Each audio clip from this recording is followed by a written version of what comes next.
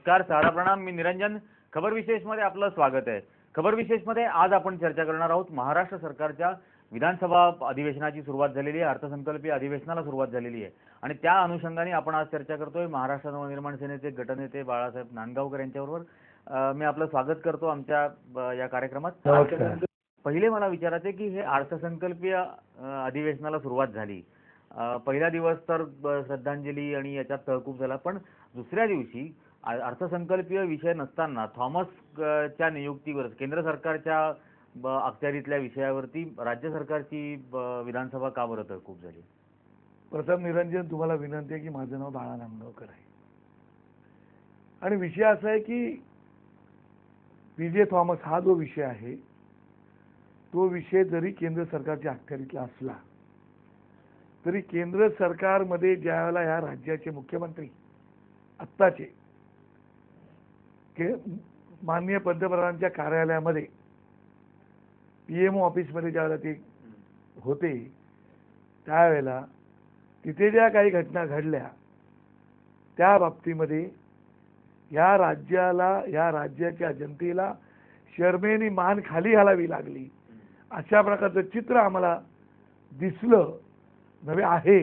आणि म्हणून आज आम्ही 57 अन्वये आणि 97ची नोटीस आम्ही दिली होती आणि ती नोटीस देऊन आम्ही राज्य सरकारकडे मागणी केली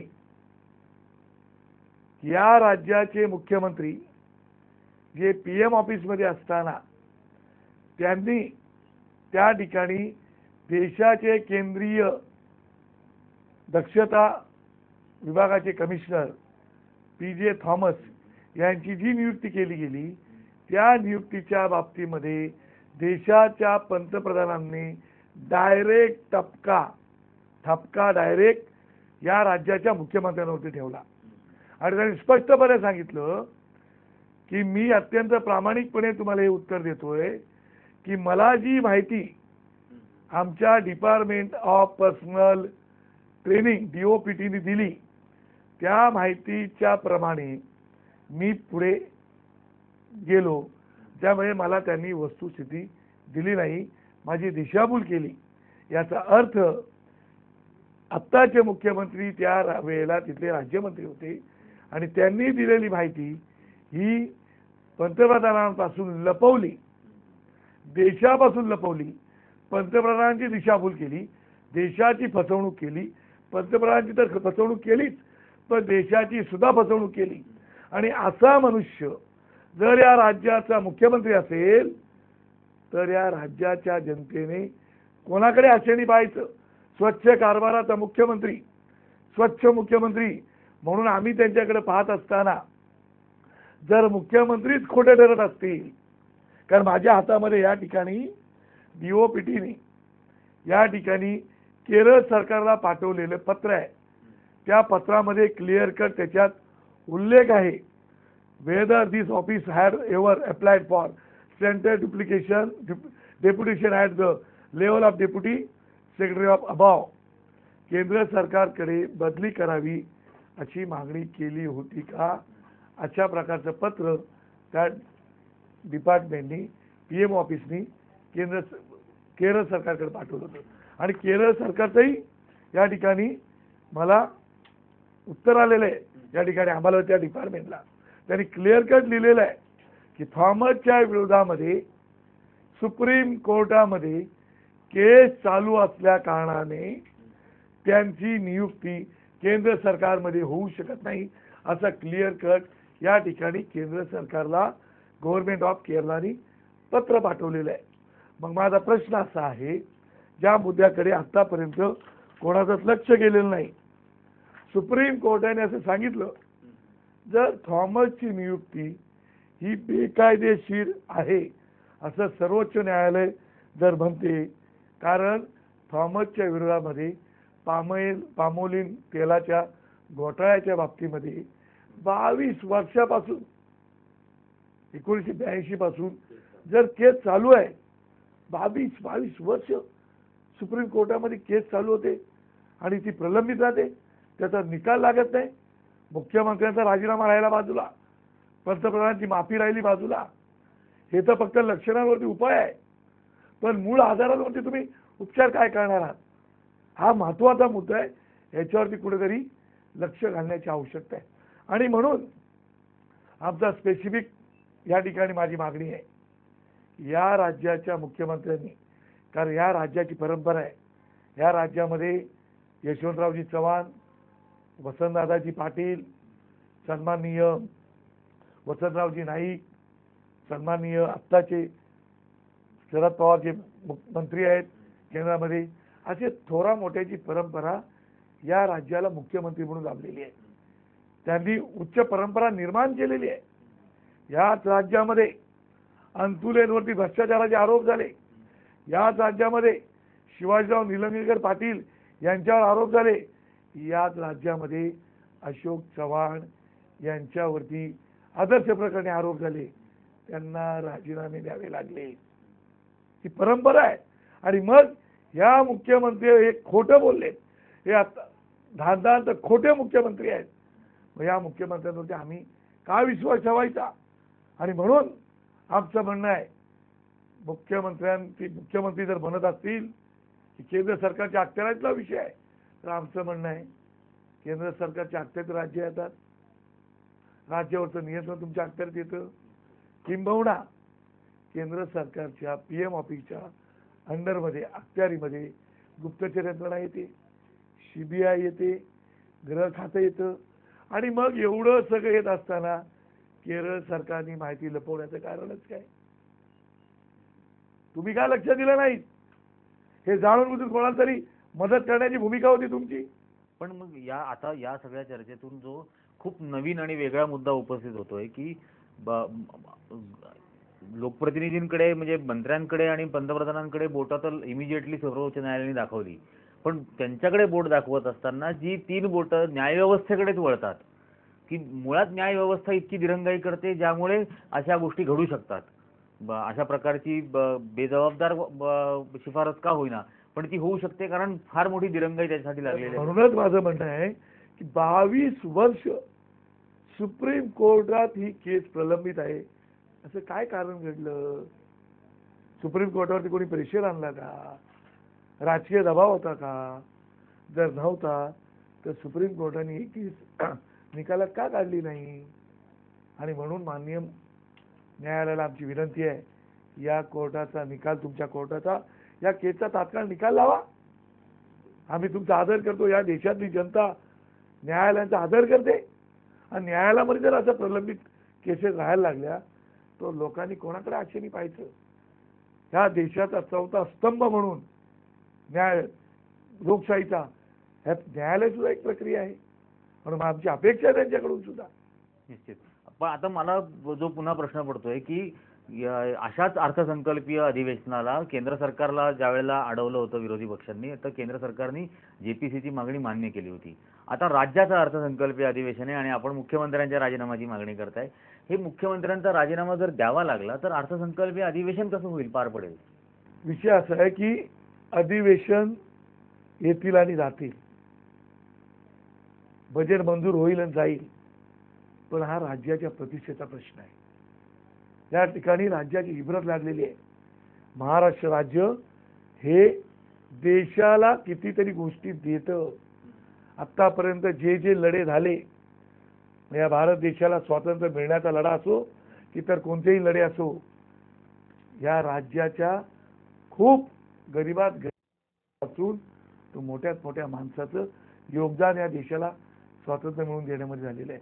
आणि म्हणून या राज्याची प्रतिष्ठा जपण्यासाठी आम्हाला बजेटपेक्षा या राज्याच्या मुख्यमंत्र्यांवरती विश्वास असणं गरजेचं आहे. या राज्यामध्ये आदिवासींचे मोर्चे येतात. 560 किलोमीटर चालून आदिवासी आले. जो मूळ पुरुष या राज्याचा, नंदुरबार जळगाववरून जो मूळ पुरुष आदिवासी चालत आला का, तर माझ्या जमिनीमध्ये, हक्काच्या जमिनीमध्ये केंद्र सरकारने वन कायदा केला आहे. वन कायद्याप्रमाणे त्या आदिवासींना जमिनी त्यांच्या नावावरती करायला पाहिजेत. 7/12 त्यांचं नाव आलं पाहिजे. अद्यापर्यंत तोही नाव आलेलं नाही. मग जायचं कोणाकडे? आणि म्हणून आमचं मुख्यमंत्र्यांना विनंती आहे की आता खुलासा झाला पाहिजे. तुमचा जर त्याच्यामध्ये काही रोल नसेल तर मग पंतप्रधानांनी डायरेक्ट तुमच्यावर का ठपका ठेवला? तुम्ही जर पंतप्रधानांची दिशाभूल करू शकता, त्यांना खोटं बोलू शकता, तर आमच्या राज्याने तुमच्यावरती काय विश्वास ठेवायचा? सभागृहाने काय विश्वास ठेवायचा? हे आमचं म्हणणं आहे. आणि म्हणून आम्हाला तुमचे राजीनामा पाहिजे, माफीवरती चालणार नाही.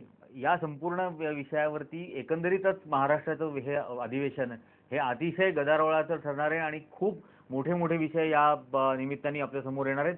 आता या विषयावरती आपल्याला अजून चर्चा करायची आहे, पण वेळ झाली एका छोट्याशा ब्रेकची.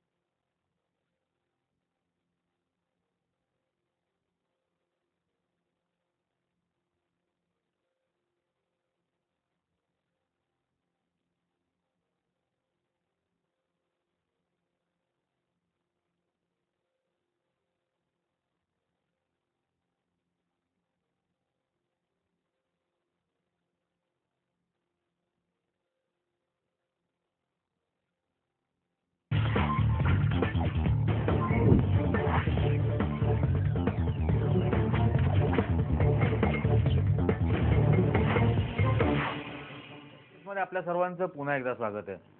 नांदगावकर साहेब, आपण या सगळ्या विषयांवरती बोलतोय. आता उद्या मुख्यमंत्र्यांनी जर का याच्याबद्दलचं भाष्य सभागृहामध्ये नाही केलं, त्यांचं असं म्हणणं आहे याबद्दल मी ऑलरेडी एकदा भाष्य केलंय आणि पुन्हा याच्याबद्दल काय वेगळं मी याच्यामध्ये सांगणार आहे. तर हे अर्थसंकल्पीय अधिवेशन चालू राहणार का नाही राहणार? मला वाटतं आम्ही विरोधी पक्षाची सगळी मंडळी, सन्मान्य खडसे साहेब आणि आम्ही एकत्र बसणार आहोत या विषयावरती.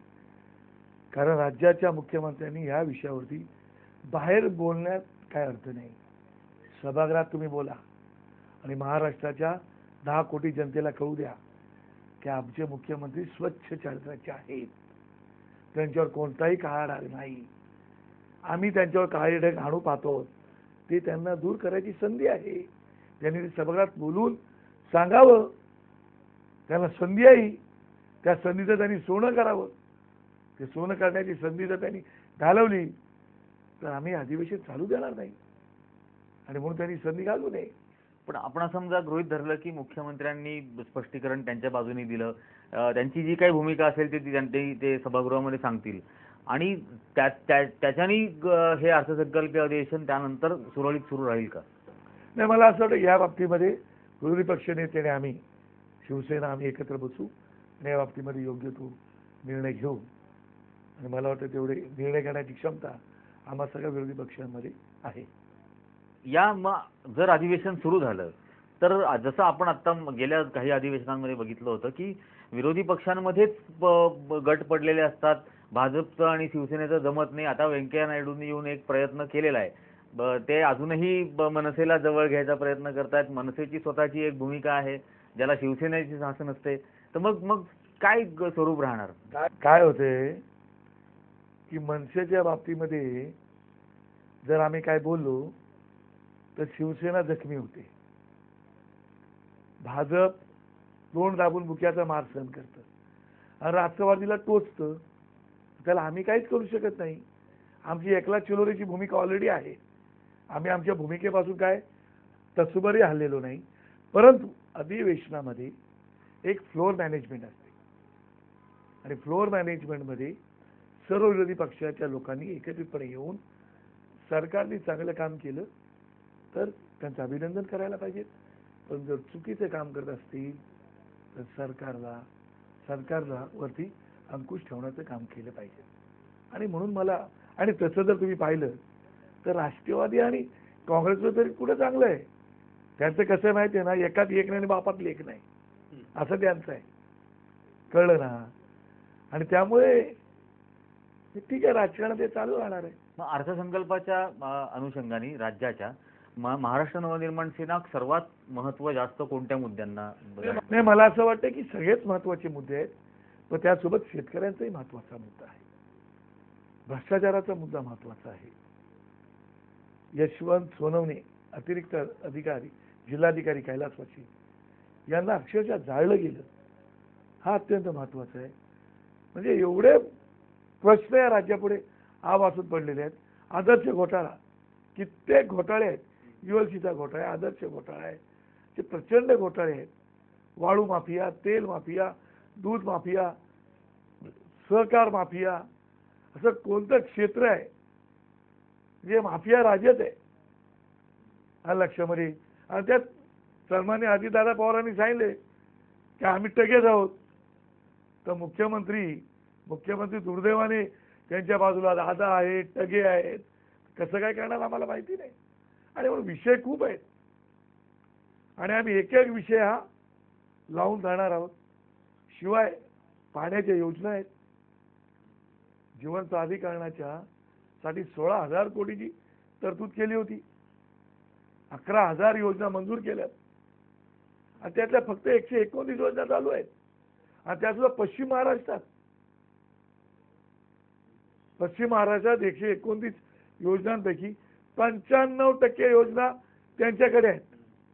मग तुम्हाला सांगा कसं प्रादेशिक असमतोल तुम्ही कसा दूर करणार. विदर्भामध्ये जमीन 6% सिंचनाखाली आलेली आहे. मराठवाड्यामध्ये 11%, उत्तर महाराष्ट्रात 9%, कोकणात 0 आणि सिंचनाखाली जमीन, आणि पश्चिम महाराष्ट्रात 80%. याचा अर्थ काय. तुम्ही कसा असमतोल दूर करणार. याला उत्तर सरकार देणार आहे की नाही. 16,000 कोटी रुपये का छोटी अमाऊंट आहे. 11,000 योजना तुम्ही मंजूर केल्यात आणि फक्त 129 योजना तुम्ही सुरू केल्यात आणि त्यातल्या 95% पश्चिम महाराष्ट्रात. म्हणजे धडधडीची फसवणूक नाही आमची. कुठे पाप फेडणार आहे लोकही. निश्चितपणे. पण हा जो सगळा विषय आहे याच्याच बरोबरीने अवकाळी पावसामुळे मराठवाडा आणि विदर्भातल्या शेतकऱ्यांचं प्रचंड मोठ्या प्रमाणामध्ये नुकसान झालं होतं. अजूनपर्यंत त्यांची ती नुकसान भरपाई त्यांच्या हातापर्यंत पोहोचलेली नाही. कसं आहे की नागपूरच्या अधिवेशनामध्ये माननीय मुख्यमंत्र्यांनी 1,008 कोटीचं पॅकेज दिलं. आम्ही अभिनंदन केलं. मग त्यावेळेला मी भाषणात सांगितलं होतं तुम्ही पॅकेज देणार तर तुम्ही निदान पंचनामे पूर्ण करा. अद्यापही पंचनामे पूर्ण नाहीत. 1963 सालची जी अट आहे, जो GR आहे, त्या GR प्रमाणे 50%चा त्याप्रमाणे मराठवाड्याला न्याय मिळत नाही, विदर्भाला न्याय मिळत नाही. मग तुम्ही न्याय देणार कोणाला. आणि म्हणून आमचा आमदार सन्माननीय हर्षवर्धन जाधव मुख्यमंत्र्यांना भेटायला जात होते तर तुम्ही त्यांना मारहाण केलीत गुराढोरासारखी. कोणता कायदा सुव्यवस्थेचं लक्षण आहे. हे कुठलं कल्याणकारी राज्याचं सुलक्षण आहे. शाहू फुले आंबेडकरांचं सातत्याने नाव तुम्ही घेता आणि या राज्यामध्ये तुम्ही आमचा आवाज दाबण्याचा प्रयत्न करता. हे कुठलं राज्य आहे. याचा जाब मुख्यमंत्र्यांना द्यावा लागेल, सरकारला द्यावा लागेल, गृहमंत्र्याला द्यावा लागेल. एकंदरीतच या अर्थसंकल्पीय अधिवेशनाच्या निमित्तानं खूप वादळी विषयांवरती चर्चा होणार आहे. आता पुन्हा वेळ झालेली आहे एका छोट्याशा ब्रेकची, पण पाहत रहा खबर विशेष.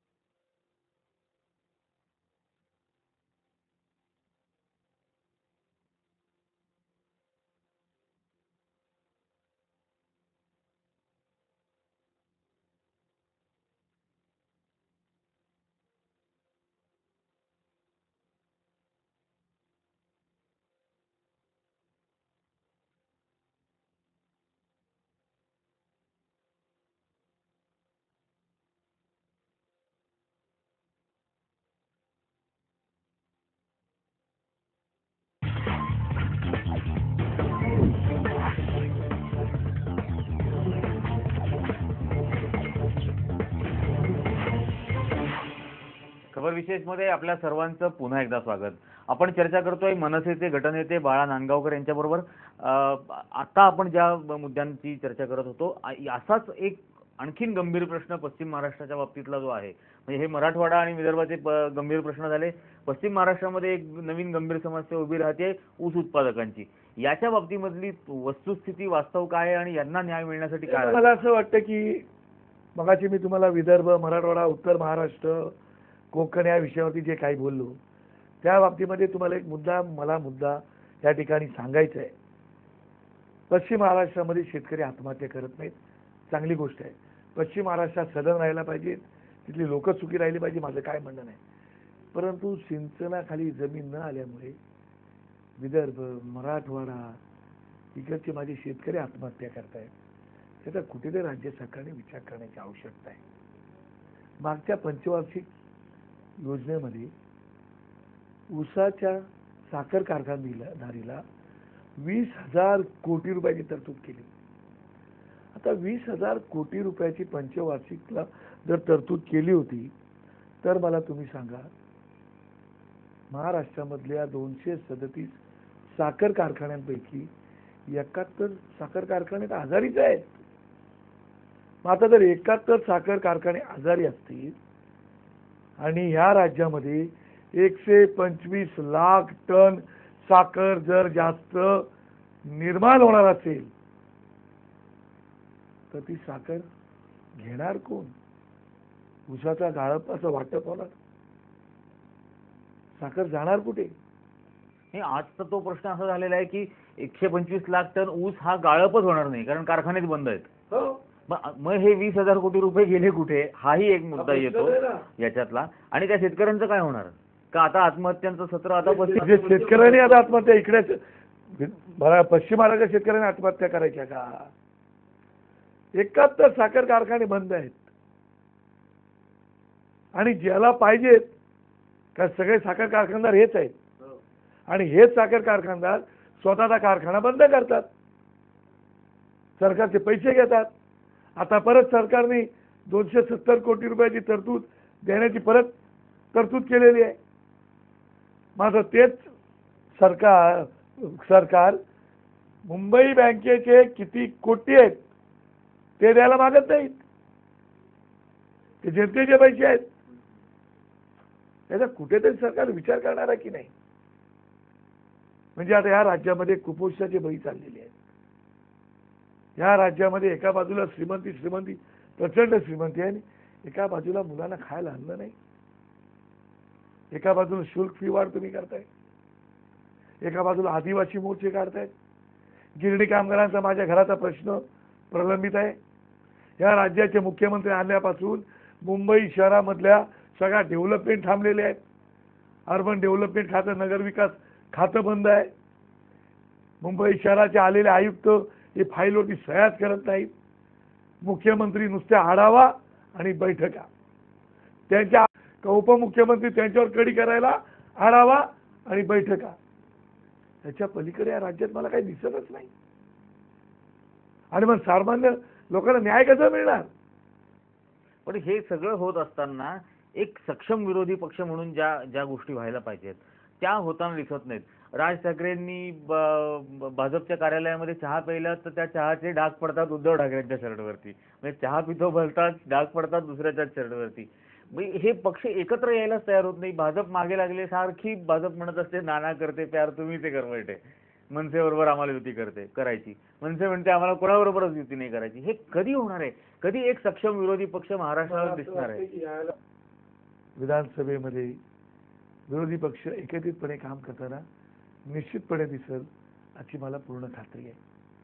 आणि नक्कीच सरकारच्या प्रत्येक प्रश्नावरती आम्ही जाब विचारल्याशिवाय राहणार नाही, हे तुम्हाला नक्की मी सांगतो. तेव्हा ते बाहेर जे काय ते पक्षाचे अध्यक्ष जे आहेत ते पाहतील, मग ते बीजेपीचे अध्यक्ष असोत, नवनिर्माण सेनेचे अध्यक्ष असोत की शिवसेनेचे अध्यक्ष असोत, प्रमुख कार्याध्यक्ष, त्यांचा तो विषय तो काही माझ्या अखत्यारीतला विषय नाही. मला दिलेली जबाबदारी आहे विधानसभेमध्ये सरकारवर अंकुश ठेवायचं. तेवढं आम्ही सगळे 13 आमदार म्हणून तेवढं काम आम्ही निश्चितपणे करू. या विधानसभेच्या अधिवेशनानंतर जो धुराळा उडणार आहे तो बाहेर येणाऱ्या महानगरपालिका निवडणुकांचा उडणार आहे. त्यात मुंबईसारखी फार मोठी महानगरपालिका आहे, त्या व्यतिरिक्त पुणे आहे, नाशिक आहे, या मोठ्या महानगरपालिका सुद्धा आहेत. तर या महानगरपालिकाच्या निवडणुकांसाठी एक वातावरण निर्मिती म्हणून या अधिवेशनाची अत्यंत फार मोठा रोल या काळात राहणार आहे. तर काय मग त्या महानगरपालिकेच्या निवडणुकांसाठी? नाही, मला असं वाटतं की महानगरपालिकेची निवडणूक येईल तेव्हा येईल, त्यावेळेला आमची जी काही स्ट्रॅटेजी आहे, जे काही ठरवलंय ते आमचं त्यावेळेला बोलू. आत्ता आमच्या दृष्टीने मुंबईच्या जे काही प्रश्न आहेत ते मुंबईचे प्रश्न तर आम्ही घेऊच, पण राज्याचे इतर महत्त्वाचे प्रश्न आहेत ते सुद्धा आम्हाला घेणं भाग आहे. आणि त्यामुळे आणि शिवाय नागपूरच्या अधिवेशनामध्ये माननीय मुख्यमंत्र्यांनी आता मुंबई महानगरपालिकेची चौकशी लावली ना. काय झालं त्या चौकशीचं?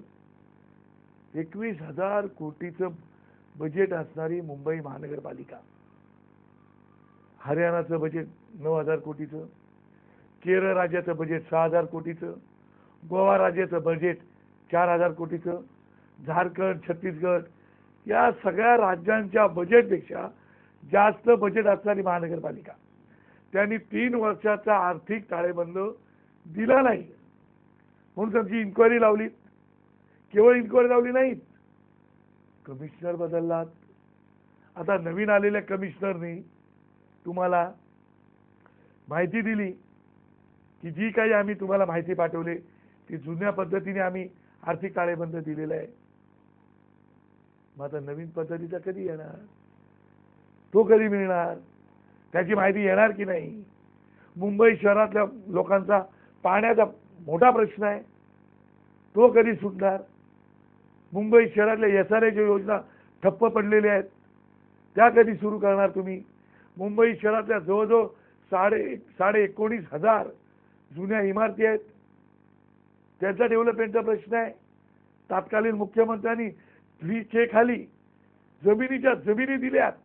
125 एकर, 100 एकर, 50 एकर खिरापत वाटले.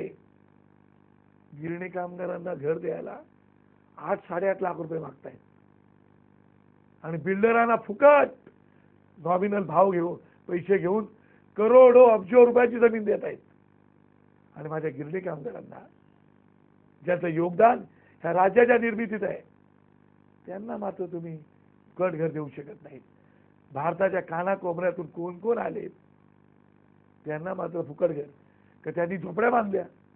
माझ्या गिरणी कामगारांनी झोपड्या बांधल्या नाही, प्रामाणिकपणे सेवा केली मुंबईची, टॅक्स पेअर राहिले आणि त्यांना जर तुम्ही 8.5 लाख रुपये, माझी मागणी आहे जास्तीत जास्त माझा गिरणी कामगार दिलं तर 1-1.25 लाख रुपये देईल. खरं आमची मागणी आहे त्यांना घर फुकटच मिळालं पाहिजे, फुकटच. का मागू नये? त्या मुंबईच्या राज्याच्या उभारणीमध्ये माझ्या गिरणी कामगारांचा मोठा सहभाग आहे. संयुक्त महाराष्ट्राची चळवळ झाली त्याला माझा गिरणी कामगार उतरला होता. देशाची निर्मिती होताना स्वातंत्र्य लढ्यामध्ये आमचे गिरणी कामगार होते ना, की नव्हते? त्याचा तुम्ही सन्मान राखणार नाही. ओटसूट तुम्ही पैसे उचलणार आणि साखर कारखानदाराला देणार, तुम्ही तुमच्या सुतगिरण्यांना देणार. आमचं म्हणणं नाही, द्या, तेही दिलं पाहिजे. बिना गिरणी कामगारांचं काय? माझे पोलीसचे कर्मचारी आहेत, त्यांच्या घराचा प्रश्न कसा सोडवणार तुम्ही? ते रिटायर झाले की त्यांना घराच्या बाहेर तुम्ही हाकलून देता, सामान बाहेर काढता, त्यांना घरं नाही देणार तुम्ही? ज्यांनी प्रामाणिकपणे 40-50 वर्ष सेवा केली.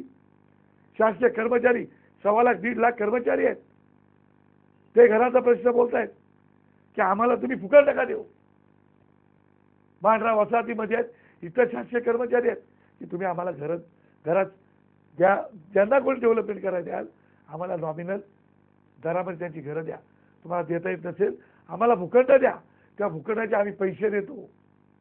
तर तुम्हाला त्या गरिबांकडून मलिदा मिळणार नाही म्हणून बिल्डरांना तुम्ही देता, माझ्या शासकीय कर्मचाऱ्यांना तुम्ही देत नाहीत, पोलिसांना देत नाहीत, माझे बिल्डीचे आहे ते नागरिक त्यांना तुम्ही द्यायला मागत नाहीत.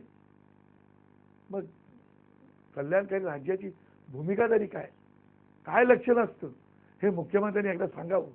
एकंदरीतच यावेळच्या अर्थसंकल्पीय अधिवेशनामध्ये अतिशय वादळी चर्चा होणार आहे. अनेक मुद्द्यांवरती महाराष्ट्रामध्ये कल्चर टू ॲग्रिकल्चर प्रत्येक क्षेत्रामध्ये काही ना काहीतरी समस्या आहे आणि या सर्व समस्यांबद्दल सरकार आत्ता तरी म्हणतंय शांतता चौकशी चालू आहे. खबर विशेषमध्ये आज इतकंच. पुन्हा आपण भेटणार आहोत उद्या खबर विशेषमध्ये एका विशेष खबरसह.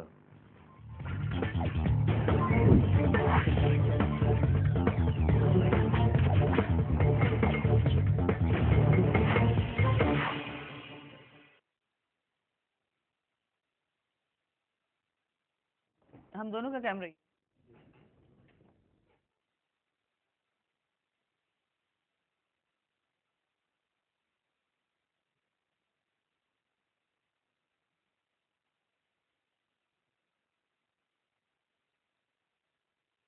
चेक જોઈએ તમે audio check so can I have your audio check please? Good evening to everyone. Can you hear me clearly? Panjabha, is that okay for you? Hello, good evening. How are you? थोड़ा सा तो mic ऊपर कर दो ऊपर कर और बस thank you मेरा ठीक है? या मैम का ठीक है ऑडियो ओके